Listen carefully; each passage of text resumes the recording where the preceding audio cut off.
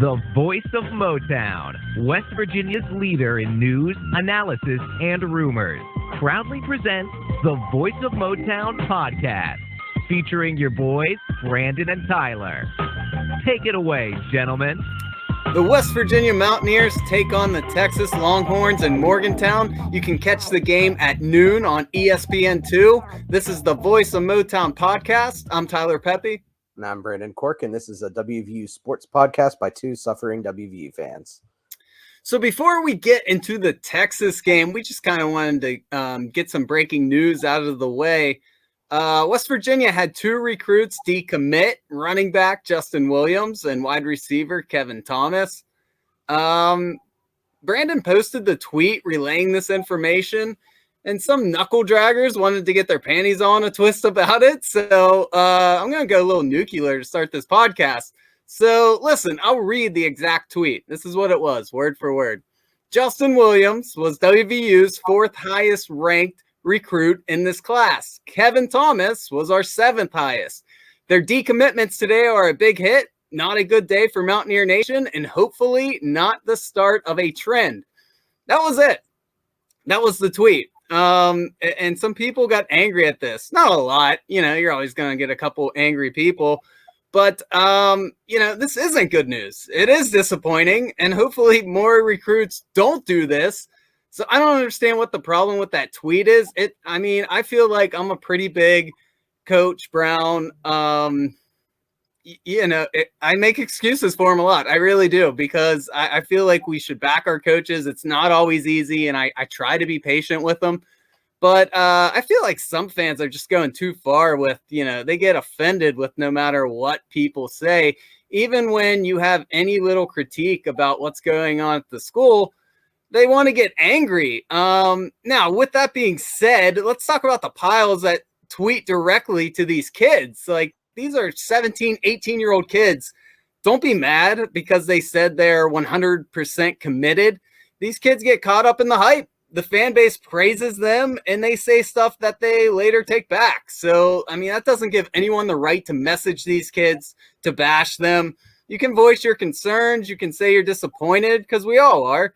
But in no way is that okay to bash young kids and send hateful messages. You're making us all look bad, so quit acting like a bunch of middle school jackoffs. And that's the end of my rant. I'll let Brandon take over. Yeah, I completely agree. That was actually one of my first bullet points, too, is it seems like sometimes our fans are a little bit more critical of these kids who haven't even stepped foot on campus yet than our coaches. These kids don't owe us anything until they set foot on campus. Even after they sign, that letter of intent doesn't mean they're going to show up. It could be with grades, or it could be they just want to end up going to JUCO or something else, or, they find a way out. It happens every year. So, we can't take these kids for granted. And that's something that we've been talking about quite a bit, on the podcast is, we do have a really good recruiting class coming in, but that's all they are right now, are recruits. Nothing is promised.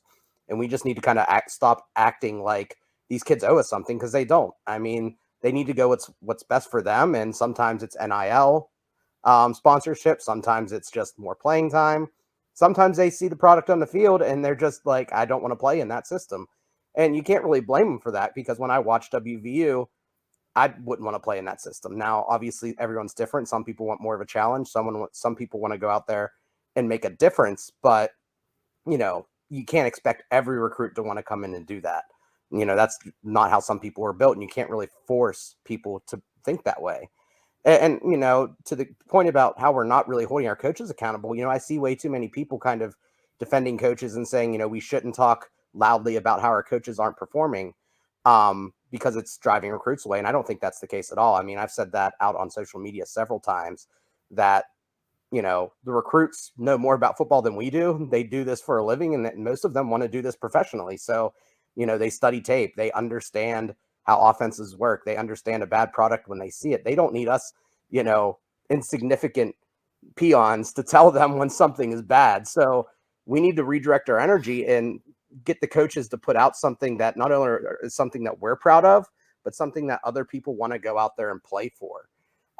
It's important. The head coach of WVU is a public employee. It is the highest paid state employee of the state of West Virginia.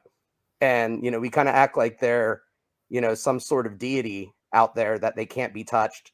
that, we just give them time, let them have, their way because we trust them. But we got to hold them to a standard. You have to, especially when you have that title of highest paid state employee, when you're running a team of 90 young men and you have direct reports of more than 10 to 12 people reporting to you. You've got to do your job and you've got to have your ducks in a row and you've got to figure out a way to win. In the past 3 seasons, we haven't really seen that. And kind of the one thing too that irritates me is like the hypocrisy when it comes to the way our fans handle things. I mean, it seems like a lot more people were vocal, people being okay with being vocal when Holgerson was here, because he was just kind of a jackass. I mean, people didn't like him. And I don't blame you. He wasn't good with the media. He didn't really seem to love the state like other coaches have.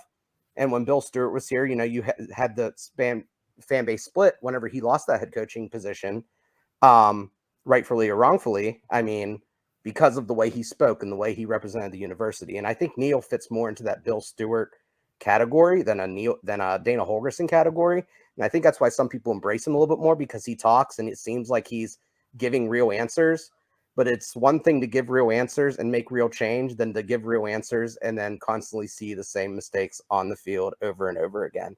So I would just like to see more consistency. I mean, those people who are calling out Deggy or calling out Brown on their social media accounts or on message boards, only to come attack certain websites like, podcasts like ours, and then the Voice of Motown website like Brad's. I understand, you have to have some sort of, tolerance for some of the stuff he puts out. But I mean, there's a reason for it. And he speaks the truth most of the time. It's just sometimes hard to hear. And there is some spin on it. I mean, but that's part of the business. So, it's sometimes it's hard to look in the mirror and realize, what you really want is something that you're being critical of. So, we all want WVU to be great. We all want the school to be better. And I think WVU is an above average to good college program. So I think we should all kind of redirect our frustrations and stop arguing with ourselves and kind of let our voices direct this program the way it wants to go, the way we want it to go. And that's to be, no problem getting into a bowl game every year, have a chance at a 10-win season every now and then, maybe even a Big 12 title, and, just put out a product that we're all proud of. So that's kind of where I stand on all that. Yeah, I'm with you. You made a lot of good points. And I think everything that you said played a factor in these guys decommitting. I think the NILs had something to do with it. The fact that we're, in Morgantown, West Virginia, and we don't have, say, the alumni or people to back us to pay these kids, because it's a different ballgame now that they can make money. And so you're going to see this happen. And I think we would be lying to ourselves if we said the product that we've been putting on the field, especially on offense, doesn't have anything to do with it. I'm sure it does. So it is disappointing. Like I said earlier, I'm probably more of a Neil Brown apologist than you or a lot of other people. But, it comes to a point where, like I said last week, like, enough talking. Show me something, because Neil Brown does say all the right things. He takes credit for when he takes blame, I should say, when they don't perform. And I like that. That's what you should do when you're making the big bucks and you got the top spot. But after a while, I don't want to hear it anymore. I just want to see it. I want to see it get better on the field. So I don't know. I think you're right. We need to quit arguing with ourselves, because we're all coming from the same place. We all want West Virginia to be better. So I don't know. We'll see how it goes. But yeah, we had to get that off our chest. Yeah, and I think it's, important to say too, we don't want Neil Brown fired right now. We just want him to make changes that makes the program better. If we wanted Neil Brown fired, we would say so. We're not one to walk around and, make up stories to sell a narrative. We are very straightforward with the things that we say and the things that we, try to present. So we hope Neil turns it around. I think it'd be a great thing for the university, but we need to kind of keep the pressure on to make sure that he's making the changes that we all expect. Absolutely. And, it can start this Saturday. So let's get right into it. Let's kind of recap how we got here. The Mountaineers are coming off of a 34-17 defeat from Kansas State, while Texas is coming off of a devastating overtime loss to the Kansas Jayhawks, 57-56. It's been rough for the Longhorns in Steve Sarkisian's first year. They currently hold the same record as West Virginia at 4-6, and their best offensive player, Bijan Robinson, is done for the year with an elbow injury. So how do you feel about the game on Saturday? So part of me feels kind of optimistic because this team seems like the perfect time to be playing Texas. It seems like a team that we should be able to beat without too much problem. I don't think it's going to be a blowout by any means, but I do think it's a very winnable game. But with that being said, my big concern is, this game is just as important for Texas as it is us. We come in with the same record. We both want to become bowl eligible. And so we both need to win. And Texas just got embarrassed by Kansas. I mean, no one in the Big 12 loses to Kansas anymore. So that's a little bit of fire underneath them to go out there and prove themselves in this game, even without their best player on the team. So it's going to be really interesting to see if they come out flat, if maybe they've given up on Sarkisian. I know I'm not a big fan of him, so I never really understood that hire, but, or if WVU can come out and take advantage, or if WVU comes out flat. It's going to be really interesting to see, because I think it's not only going to tell how the game goes, but how, the long-term coaching hires for both our schools go. Yeah, absolutely. And, this is it for West Virginia and Texas. I mean, it's not their last games of the season, but it sure feels like it coming in, just because if they lose, they have no chance of making a bowl game for not only West Virginia, but for Texas as well. So let's not act like, they think their season's over. They're going to be coming in angry after that Kansas loss and trying to win as well. So I know a lot of fans don't think it's important to make it to a lower tier bowl, but it absolutely is for many reasons. The school gets increased exposure on national television. This leads to increased donations from alumni, increased student applications, which I'm sure most fans don't think about. But the school is gaining more money, which is good for all of us, because that helps to pay for our sports teams that we love, our coaching salaries, facilities that help get recruits to come here. So it is big, whether, everyone wants to admit it or not. The team gets more practice if they play in a bowl game, which this group absolutely needs. I could go on and on. So absolutely, I want to make it to a bowl game. I think it would be huge. And to say that you don't want to make it to one, I feel like, fans are just being negative or ignorant, because all those things I just listed are important. So as you said, Texas, it's a winnable game. Obviously, they have talent down in Austin. They recruit 4- and 5-star players, so West Virginia can't underestimate them at all. But the Longhorns, they started the year at 4-1 before losing 5 straight games. I'll repeat, they are on a 5-game losing streak right now. So Texas is reeling, and if you look at those 4 wins they got early in the year, they beat Louisiana, who is 9-1, so credit to them. But, I mean, that's a lower-tier school. They beat Rice, who's not very good this year. They beat Texas Tech, who's had lots of problems, had to fire their coach. And they beat TCU. Lots of problems, had to fire their coach. So, and not exactly murderer's row when they got that 4-1 start at the beginning of the year. So, as we said earlier, this is a team without their best offensive player and Bijan Robinson. If West Virginia doesn't win out and make a bowl game, they have no one to blame except themselves at this point. Yeah, absolutely. And while Texas has been losing quite a bit, it's not because of their offense. I mean, their offense is explosive. They're averaging 38 points a game. They're converting 45% of their third down conversions.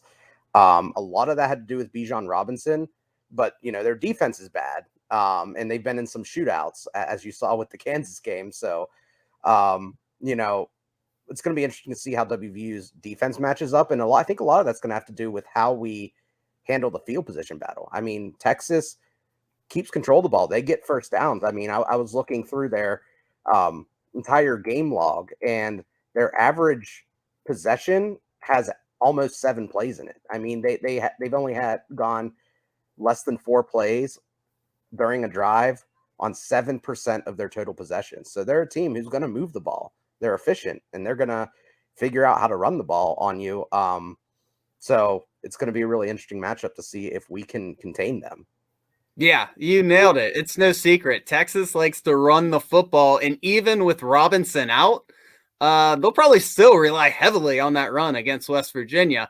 And like you said, this is an offense that lights up the scoreboard. 37, 38 points per game. It's crazy. And I know Bijan Robinson's done for the year, but before we talk about everyone else on their team, I just want to take a moment and acknowledge the spectacular season that kid had. He finished with over 1,400 total yards, 15 touchdowns. He will definitely be missed by Texas, but that doesn't mean Texas's offense can't lay up a scoreboard. Their backups, Roshan Johnson, Keelan Robinson, and Jonathan Brooks, they'll probably share the workload, with Johnson getting a majority of those handoffs. But all of those guys have big playability. I haven't seen anything lately about Keelan Robinson. I know he was out last week with COVID, but I think he'll be back. So what's your thoughts on the Longhorns running game without Bijan Robinson playing? Yeah, so I was looking at their depth chart before this, and they do have Roshan Johnson listed as the lead back. The one thing I thought was interesting about him is despite only having 50 carries on the season, he does have 3 TDs, and he's also averaging more yards per carry than Bijan Robinson, 6.3. He's not as much of a threat in the passing game as Bijan was, but, he's still a very good runner. It's kind of hard to say how good he is in that small sample size, but again, Texas puts out good running backs, to the NFL, and they always have high-quality guys, so I wouldn't think that just because this guy's the backup, he doesn't have it. He's just behind one of the best backs in the game, and it's hard to steal carries away from something like that.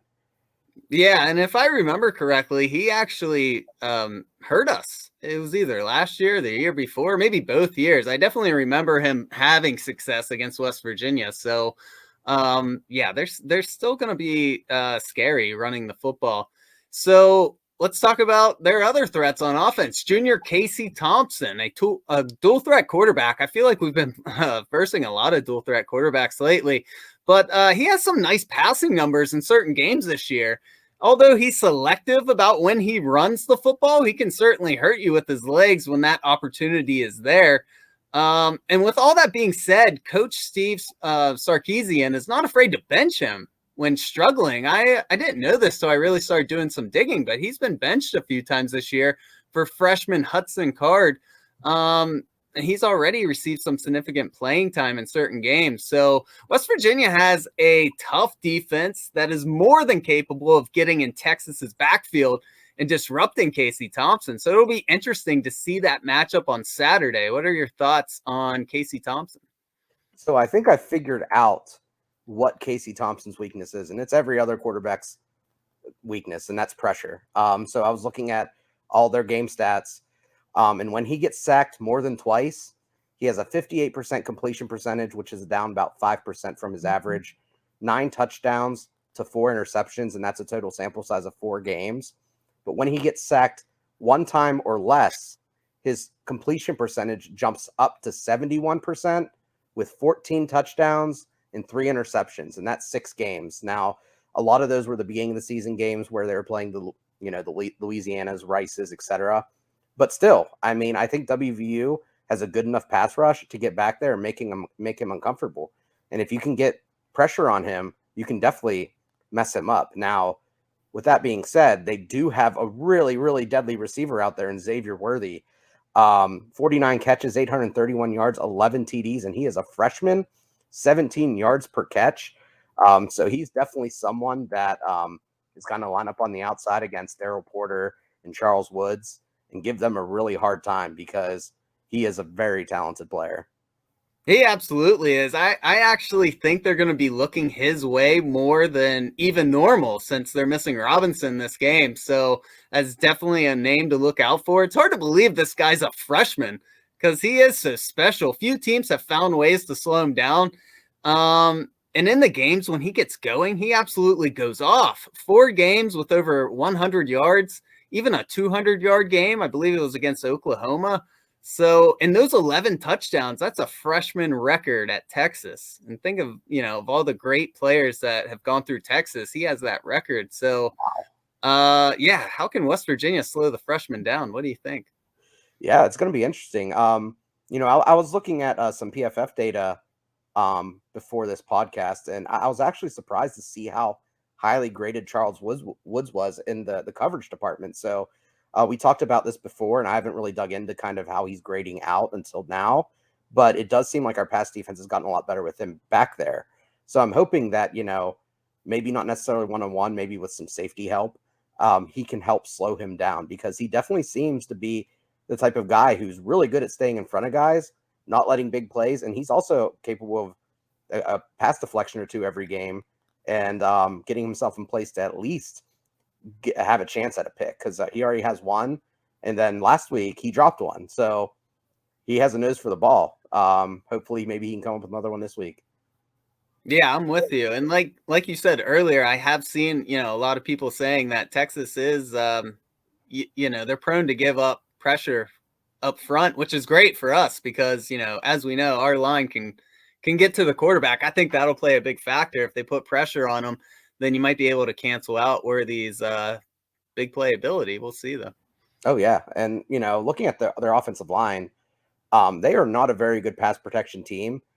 They're pretty average. They actually are the second to last, or I should say they have the second most sacks against in the Big 12. They have 3 less than we have given up. So we're bottom. They're second to worst. So their offensive line isn't very good. Their right tackle is good, but their left tackle is actually really, really bad at pass blocking. He's their worst player, so bringing some pressure off there won't hurt.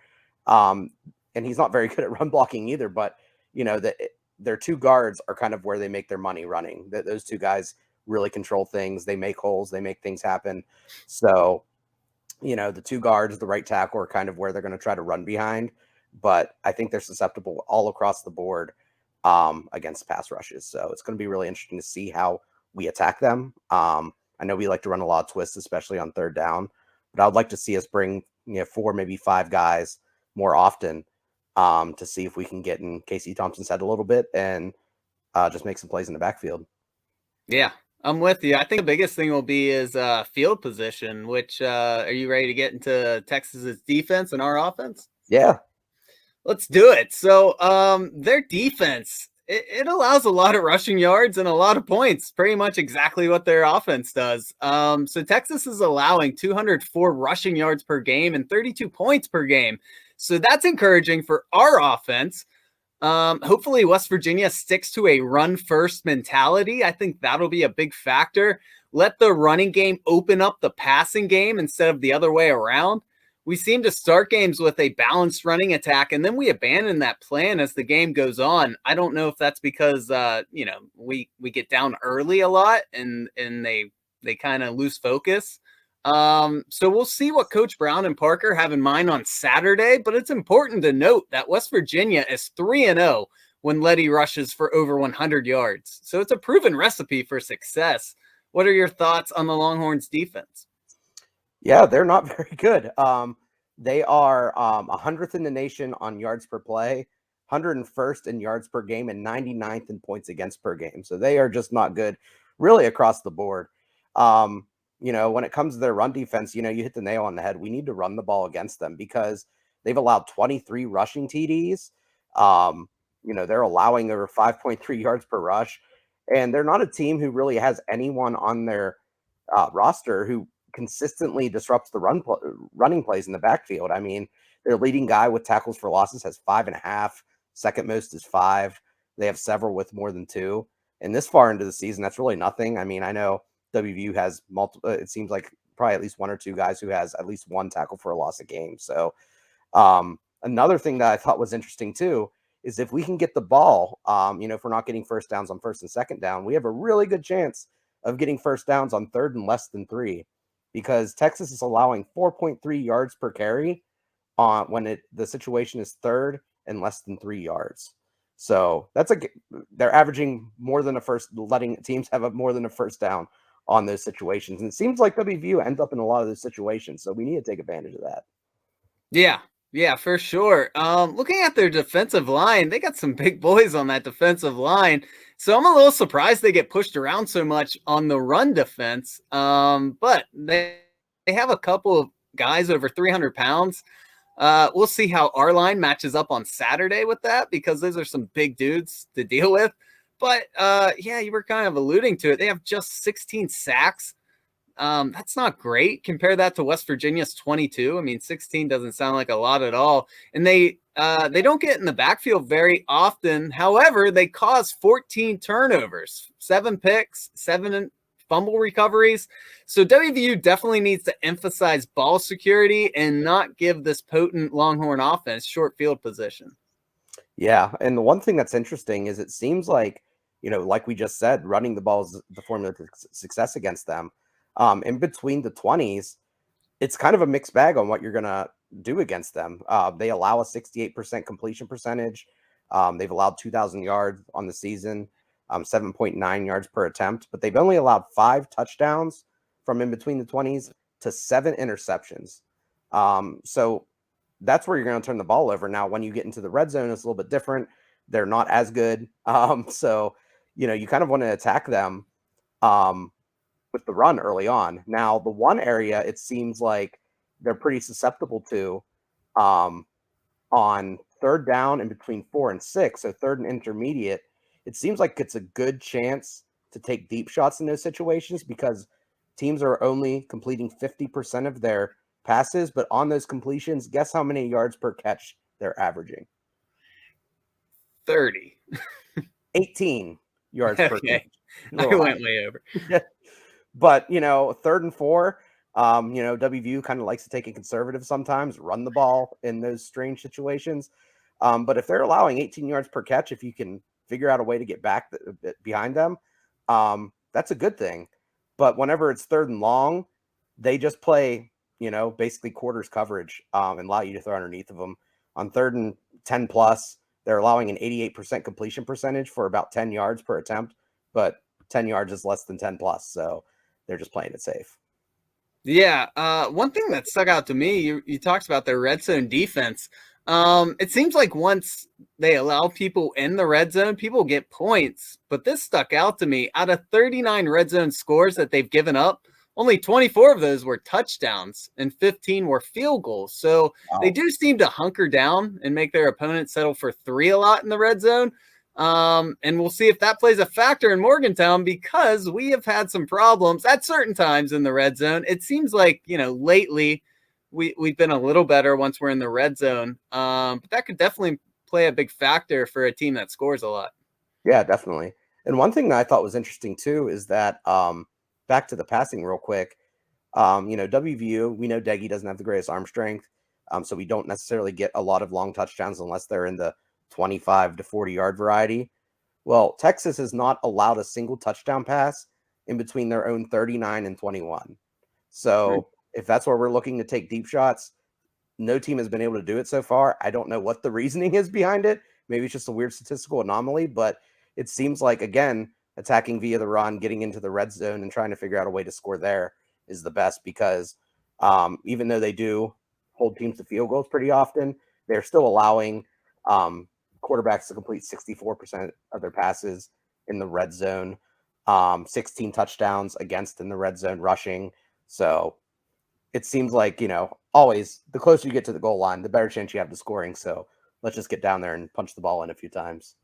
Yeah. And that might be a stat they have because so many teams have had success running the ball. So maybe once teams get there, they just try playing it a little safer and just keep pounding the football. So who knows? We'll see. They'll definitely be feasting on turnovers if we make it easy for them. So, WVU is known for turning the ball over. So hopefully we stay away from that.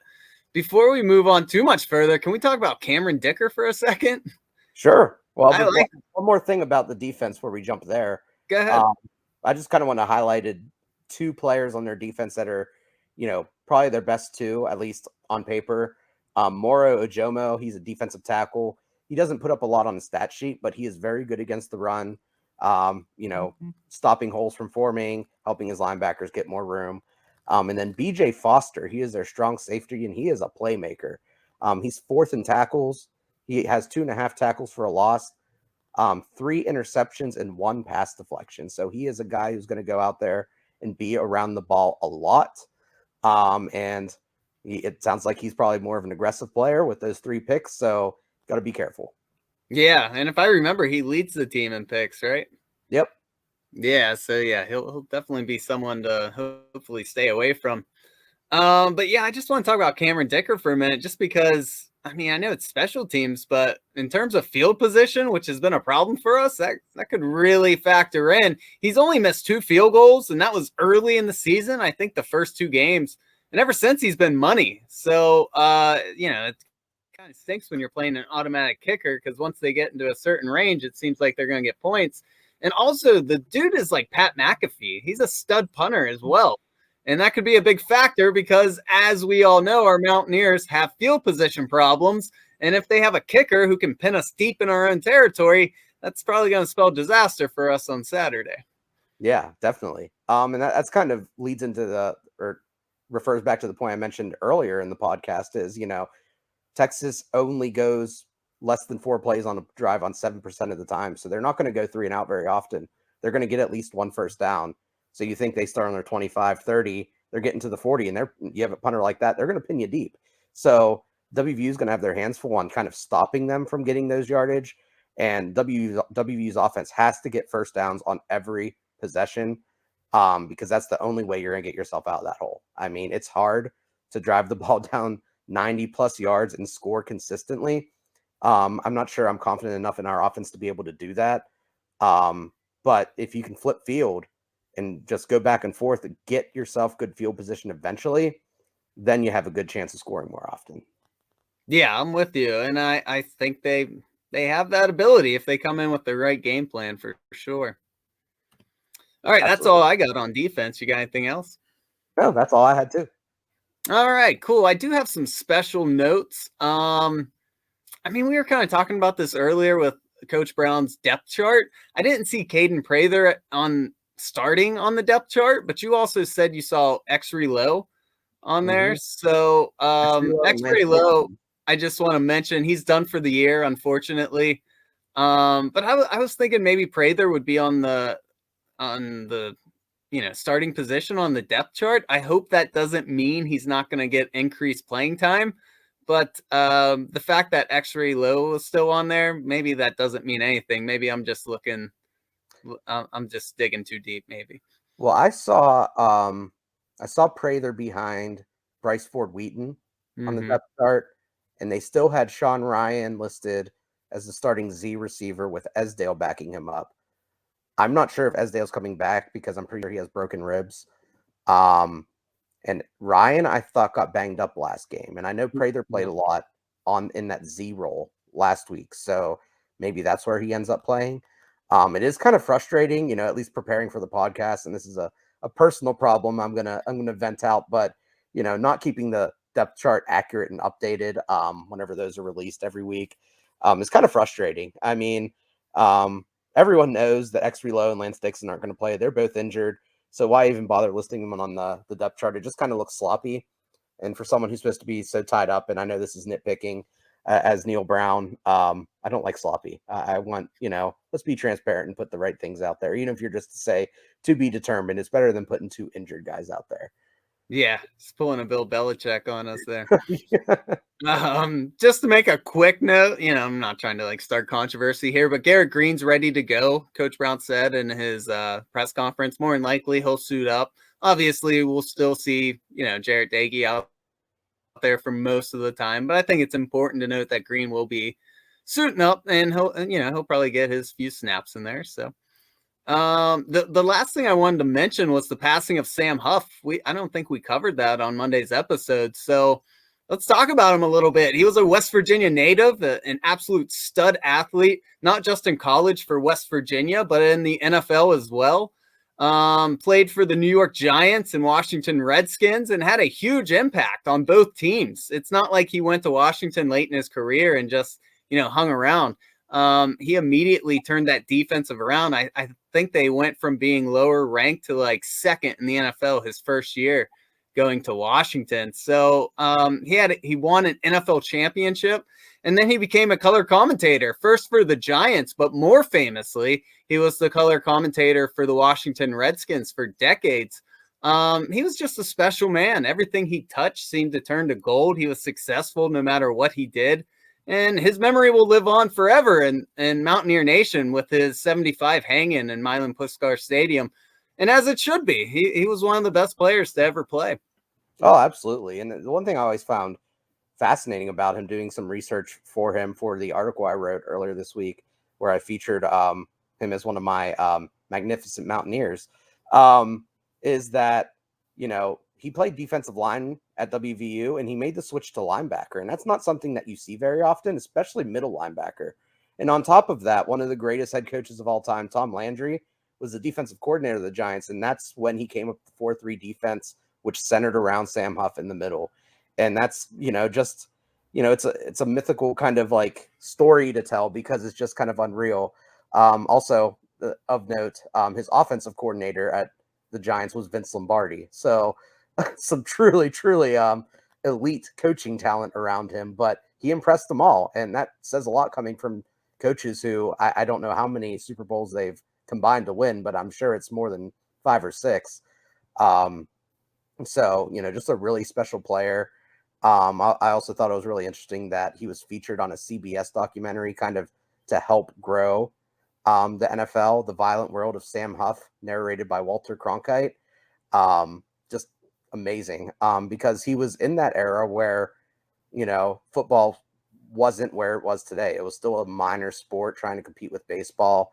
And Sam Huff became famous. I mean, he was famous for his defensive play and helped bringing the NFL into more people's homes. So not only can us at Mountaineer fans thank him for his time that he spent here in Morgantown, but everyone who's played football and has the hopes of becoming a professional athlete one day and making millions can thank Sam Huff for helping drive this sport to the heights that it is today. Yeah, couldn't have said it better myself. We're lucky he was a Mountaineer, and of course our thoughts are with his family hearing about his passing. So to wrap this show up, we got our good, bad, and hope. Do you want to lead it off? Sure. So my good is that we are playing a depleted team when our morale seems depleted. So I'm really hoping that, there's a couple key injuries, that there are a couple key injuries on Texas's team, and we could really use something positive to happen. Ideally coming out with like a 2-score win against Texas, I think would go a long way to kind of changing people's minds about the direction that we're headed in. So I think it's the right time for this team to show up, and it's Texas. So even if, we win against Texas, it's still a win against Texas, and it'll get people fired up regardless of what Texas's record ends up being. The bad is that, even though Bijan Robinson is out, this is still an elite offense. They know how to put up points, and Steve Sarkisian is an offensive genius. He's going to figure out a way to get past our secondary a few times, figure out to create some big holes for his running backs. So it's good. If things go wrong, it could go wrong in a hurry, and it could end up being a shootout, which I'm not super confident that we can win a shootout right now with the way our offense is operating. My wish is that I want to go out there and get one step closer to being bowl eligible. I know we seem to overlook Kansas quite a bit. I don't really want to overlook them, but it's kind of hard not to. But I think beating Texas will go a long way. Our momentum would carry us into Kansas to hopefully be able to go out there and close things out and get bowl eligible. Yeah, I actually had some similar thoughts in mine as well. My good is this is a team who's weak against the run. So, if West Virginia goes into this game with a good offensive strategy, I think we have the potential to put up some points on the scoreboard, and hopefully the Mountaineers can control clock and give our defense some decent field position, which, we've mentioned several times this podcast. I think it'll play a huge factor. The bad, same as yours. Texas is a team who can put up points. So it's critical for West Virginia's offense to get going early and not fall behind. As we said, establishing the run game will be the key to success for our offense. And if the Mountaineers get down early, I'm scared we'll revert back to throwing the ball 90% of the time, which we saw last week. And that's just not going to lead to a victory. So we can't fall behind early. My hope, West Virginia keeps their bowl hopes alive. this is it. If the Mountaineers lose, then this season is basically over. And it's important to keep in mind, too, we've already said this, Texas is also playing for their bowl hopes. So they aren't going to roll over and let West Virginia win. They're angry that they lost to Kansas, and WVU is going to have to earn this victory. So let's hope the coaches put together a great game plan, and let's hope the boys give the state of West Virginia their 5th win of the season. Absolutely. Yes. 100%. And I'm glad we're on the same page here, because I think it's kind of obvious about what WVU needs right now. And, everyone can kind of see it. So hopefully we get more people showing up at the game than what it looks like right now. I know I'm seeing some tickets out there really cheap, some really great tickets. So if you're listening and you have nothing to do on Saturday, you can grab some really great seats for cheap right now. Go do it. You'll enjoy yourself. You can help cheer on the Mountaineers. So I'm really hoping to see the stadium full. I know that's probably not going to happen, but I at least want it loud. Absolutely. We'll be there cheering them on as always. I can't wait to go. I'm pretty pumped for this game. Like, I don't know. I get excited no matter what. I'm a nerd for West Virginia sports. Absolutely. Same way. All right, guys. That's it for us. As always, we really, really appreciate you guys listening and tuning in. We hope you enjoyed it. Please follow us on Facebook, Twitter, Instagram at The Voice of Motown Podcast. Once again, that's a separate page from Brad's Voice of Motown. So please follow both of us. And, always reach out. Let us know what you like about the podcast. Let us know what you don't like and how we can improve the podcast. And, if you're just bored and want to talk about West Virginia sports in the middle of the game, after the game, before the game, just shoot us some messages. We'll always respond to you as quickly as possible. We love interacting with you guys and talking about sports. Of course, follow us on Apple Podcasts, Spotify, wherever you guys enjoy getting your podcasts. We're on pretty much everything. And we drop a couple episodes a week, typically Monday or Tuesday, and then, Thursday night, typically. But yeah, so please look for that. You got anything to add? Yeah, just to kind of build off what you said. I mean, if you're shy and don't want to put something out there for everyone to read, you can shoot us a DM on Facebook or Twitter or wherever you're at. And then also, feel free to share your thoughts on anything that we ever post. I mean, we yesterday in the post that we talked about at the beginning of the podcast, we had some really good conversations with some people who are just frustrated. And, we're not going to hold it against you for being frustrated. We just want to, get along and kind of share what we think is happening and how we can fix things. So it's always great to have good conversations. And again, like we said earlier, we don't want to argue with anyone. We just kind of want to level set and figure out what's fun to chat about between the two of us. Yeah, absolutely. I agree. So that's it for us, guys. Once again, thanks for listening. And for the Voice of Motown podcast, we will catch you guys next time. Thanks for listening, everyone. Bye. Mm-hmm.